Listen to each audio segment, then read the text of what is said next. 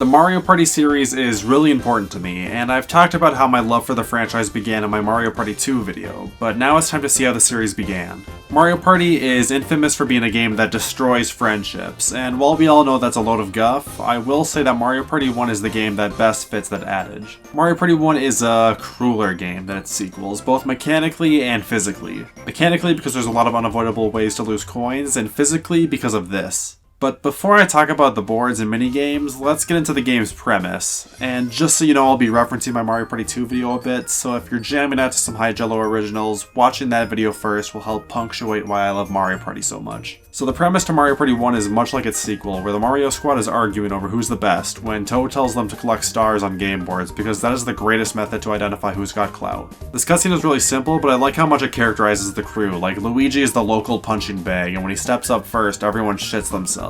Wario and Donkey Kong have this alpha male rivalry, and then Mario, Yoshi, and Peach are just there hanging out. But they make their way to Mushroom Village, which is where the superstar will be determined.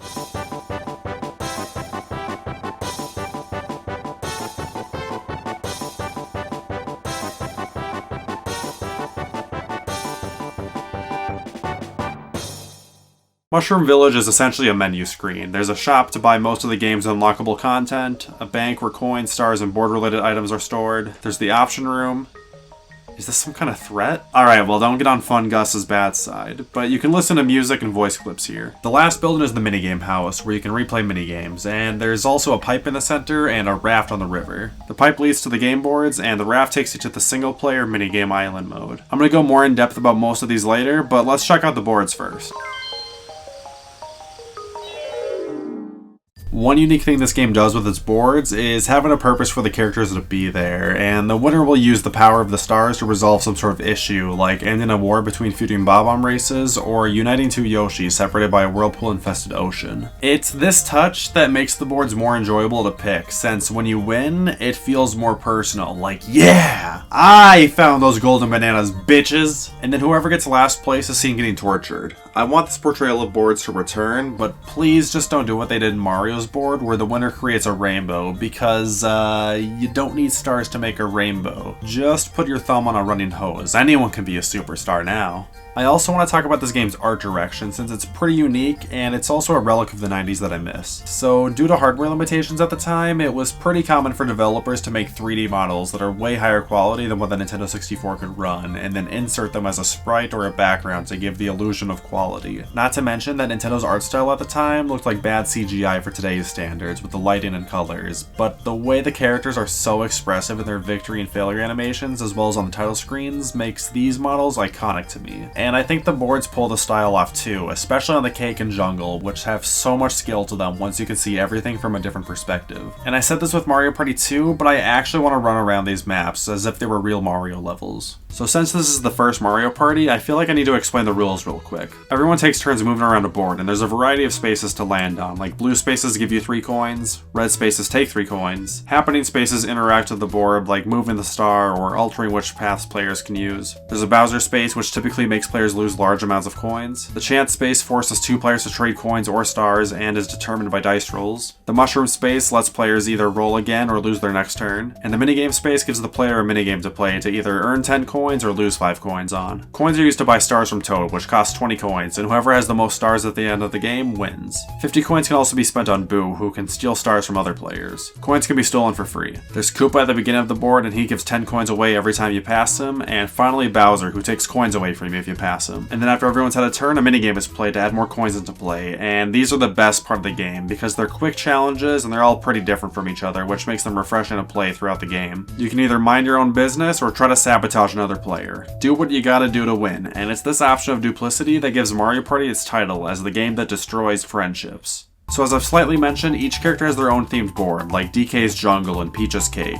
Yoshi's got an island, Mario is in the sky because Mario 64 wing cap, Wario has a battlefield, which absolutely tainted my opinion of the character as a kid, and Luigi has an engine room? Luigi before 2001 was quite an odd fellow. Yahoo!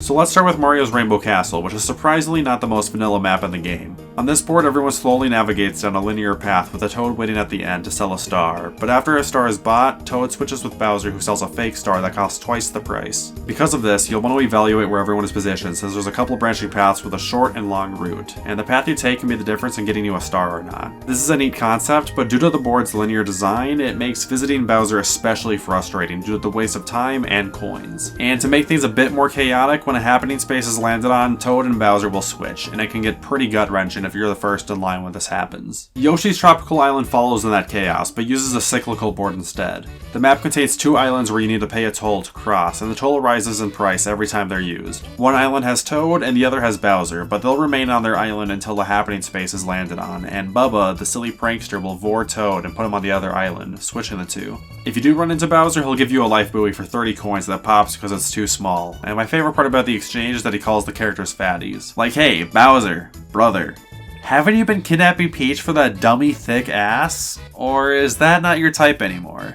I prefer this board over Mario's Rainbow Castle, but I imagine being locked to an island because the tolls are maxed out on a 50-turn board can get annoying. DK's Jungle Adventure is the most simple board in the game and sets the foundation for how most game boards and following Mario parties will function. Those key features being a maze-like board full of junctions, and whenever a star is purchased, Toad will relocate. The gimmick here is that there are womps guarding most junctions, and they charge 10 coins to let people pass the most recently used path. It's similar to the tolls from Yoshi's Tropical Island, but the price never increases. Bowser gets in on the action too, charging 10 coins for one specific path, but he's more ethical than the Womp since you get a gold statue in exchange. Happening spaces also activate this boulder that forces players in its path to the bottom of the map, and for some reason there's 2 boos here. Luigi's Engine Room is the closest board to Donkey Kong's, but instead of the crossroads being blocked by thwomps, this board features a set of doors that open and close every turn, forcing players into one path. There's this machine you can pay 20 coins to switch the doors instantly, but since your success is determined by dice rolls, I think these are more useful for sabotage. Happening spaces switch the doors too, and Bowser's gig this time is that he can produce money out of thin air, but his fee is 2,000% greater than what the machine can make.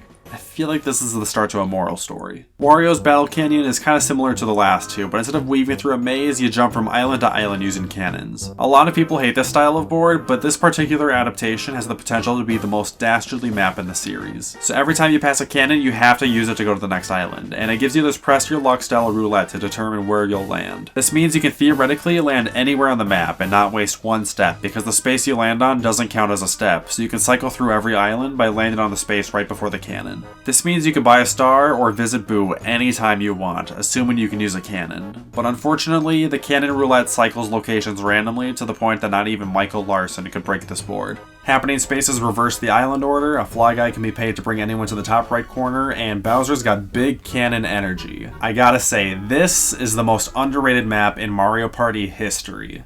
But it's not my favorite in this game. Peach's birthday cake balances skill, luck, and gambling, puts them in a blender and hits frappe. Mwah.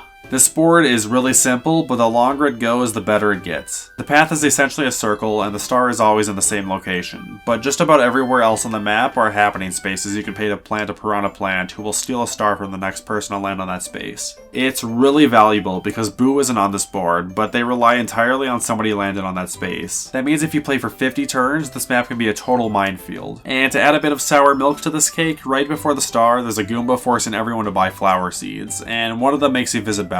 He flexes his cake, then steals 20 coins, and then you have to buy another flower seed right after. So if you can't get a star after all of that, you can at least invest in a piranha plant. There's 2 more boards, but these are both locked away at the beginning. Bowser's Magma Mountain can be bought for 980 coins after the main 6 have all been played, and it's a gambler's equivalent to Snakes and Ladders. The board goes around in a circle with a few forks on the road to cut ahead, but to use the shortcuts you need to wager 10 coins on the 50-50 dice roll. And if anyone lands on a happening space, the Magma Mountain will erupt and turn every blue space into a red one for 2 turns. And this time around, Bowser can steal your stars if the 50-50s really hate you. The final board is Eternal Star, which is unlocked after 100 stars have been collected by human players, and it introduces Baby Bowser, who was a recurring character in the early Mario parties. These guys are hanging out everywhere, and instead of selling you a star, you have to bet 20 coins that you'll roll a higher number than him. And fortunately, the game gives you a loaded die, so it's unlikely that you'll lose, but if you do, you lose a star. Bowser steals stars too, but what really sets this board apart from the others is that there are teleporters that will bounce you across the map, and after somebody visits Bowser, the teleporters get reset. There's only 3 configurations that the game cycles through, so it isn't too difficult to remember which paths lead where and which configuration. I think it's a really solid selection of game boards, and the variety and rules each one brings makes the game very replayable. There's boards focusing on skill, luck,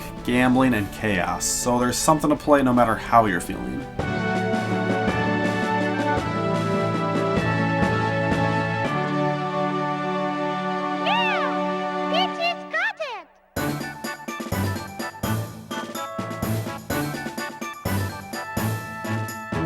So in my Mario Party 2 video, I talked about playing that game with my sister and cousins almost religiously when we were little, and we had Mario Party 1 as well, but we never touched it because you had to buy every minigame instead of unlocking them after they've been played on a board. You need to play the game boards to earn coins, which is something we did, but since a good chunk of minigames from this game are in its sequel, trying to unlock everything seemed pointless. And to make things worse, the game practically encourages you not to buy the minigames. So let me explain this problem by returning to the game boards. When you finish one, the coins and stars for every human player go into the bank.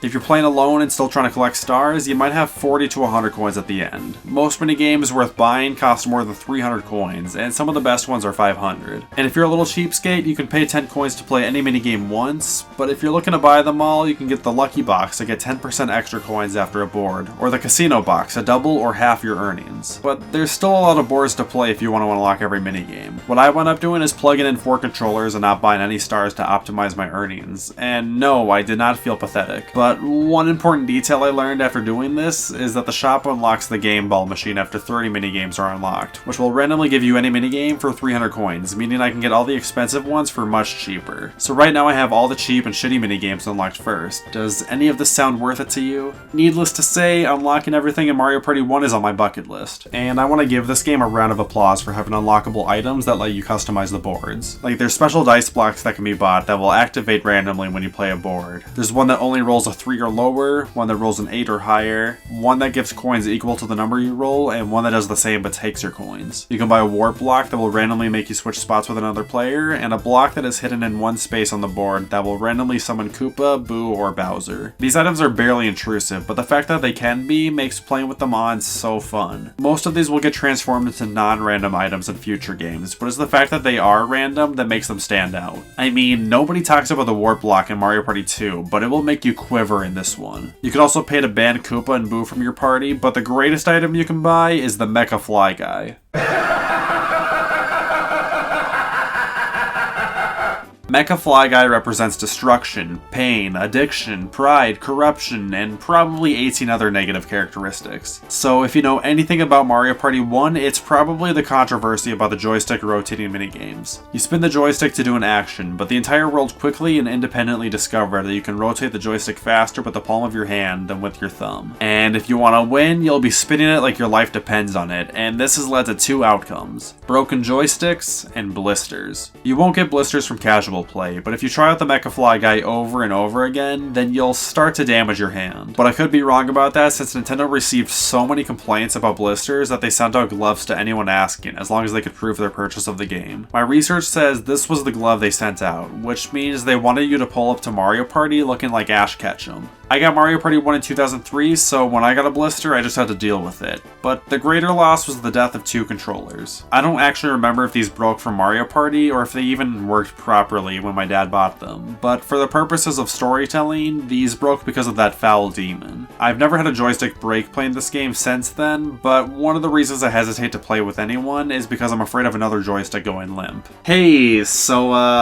funny thing, while recording the final board, my main controller that I've been using for 15 years just broke during a joystick rotating minigame. I mentioned how you can fix a drifting controller in the Mario Party 2 video, but the joystick reverts back to tilting up right away, so that's pretty ironic. And on that note, let's talk about the minigames. Since I just mentioned the joystick rotation ones, I'll add that there's only 5 of them, so they aren't super common, but Mario Party 1 has a measly 50 minigames in its library, making it one of the smallest collections in the series. And what makes me pan this game's minigames more is that 21 of the 50 appear in Mario Party 2, with slight tweaks that make most of this game's versions inferior. Platform Peril, Facelift, Skateboard Scamper, and Hot Rope Jump are just a few of the minigames I love that received this upgrade, and playing them in Mario Party 1 just isn't the same. If this happened today, I think Mario Party 2 would be viewed as a more lazy game, but I give it a pass since I played 2 first, and I have a massive emotional connection with that game. Some other games that were remade in the sequel got huge rule changes like Balloon Burst and Mario Bandstand, which were turned into team minigames, and Grab Bag, which puts players' coins on the line when played in this game, but uses MacGuffins in 2. That's something Mario Party 1 is unique for too. Outside of Bowser-related minigames, this is the only Mario Party where you can lose coins for losing a minigame. Like I said with Grab Bag, people can steal each other's coins. The loser in Hot Bob-omb loses coins. Bash and Cash is just 3 players beating the living piss out of a single player and stealing their coins. Paddle Battle and Crane Game are both coin leeching games. If you lose a 2v2 minigame, you lose 10 coins. It's amazing how any progress can be made on a board when so many minigames result in a transfer of coins. But this game also features a ton of minigames that give away coins, like Box Mountain Mayhem, Coin Block Bash, Coin Block Blitz, Treasure Divers, Deep Sea Divers, Castaways, Coin Shower Flower, and Hammer Drop. And just to highlight some of this game's exclusive minigames, I especially love that there's 2 minigames where everyone has to work together, and all it takes is one person to ruin it for everybody. It's this uniqueness that makes Running of the Bulb one of the greatest minigames in the series, because the goal is to endure waves of booze for roughly a minute, but you can also just not help, because that's the nature of the game. Keep Away is the other team-based minigame, but it's pretty easy to win alone if you have the key. Bombskball is a unique 2 vs 2 minigame since it immediately gives one team an advantage, and it's basketball. Basketball is always a good time. Treasure Divers is a fun coin minigame, and it could easily be adapted to a non-coin one. I really like Mario Bandstand for its variety in playstyles, even though it's very simple, and seeing Donkey Kong with a trumpet warms my heart. Buried Treasure is a quick scavenger hunt, and the control scheme gets used in my favorite minigame for Mario Party 3. Piranha's Pursuit is the hard mode to Skateboard Scamper, but if you're coordinated, it quickly becomes a single-player minigame. The single-player minigames were something I mentioned with the spaces, and they take up 20% of Mario Party 1's minigame roster. I don't particularly hate these minigames, but if I could have the choice between these or having 10 more 4-player minigames instead, I would choose the latter. A lot of these are just duds, like there's Memory,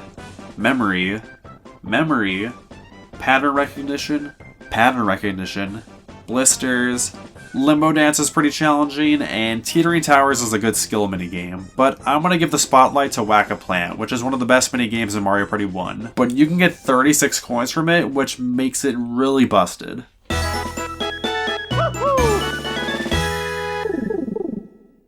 The last point of interest is the minigame Island, a single-player mode where you go around a Super Mario World type map and every level represents a different minigame. This is a mode that has only appeared in a handful of Mario parties, but the original is still the best, because even though 1 has one of the weaker minigame selections in the series, the map you walk around is so immersive. Like, you'll start in a grassy area, and every minigame will be in a grassy environment. Then there's a split path, and you can go to the desert or the ocean, and again, all the minigames with those themes are going to be played in those locations. It's a really good way to get away with reusing assets. Like, a few minigames use the same Bowser-themed room, and a couple take place on these platforms in the clouds. And what really tops things off are that you can tell what minigames you'll be playing because set pieces from them are in the overworld too. So you can see Bowser's stretched face and know you'll be playing Facelift, or you'll walk in a barrel with flakes and know Shy Guy Says is that space's minigame. And the minigame Island has a final boss too, which is a round of slot car derby against Toad, and beating him unlocks a single-player version of Bumper Balls, which is fun once.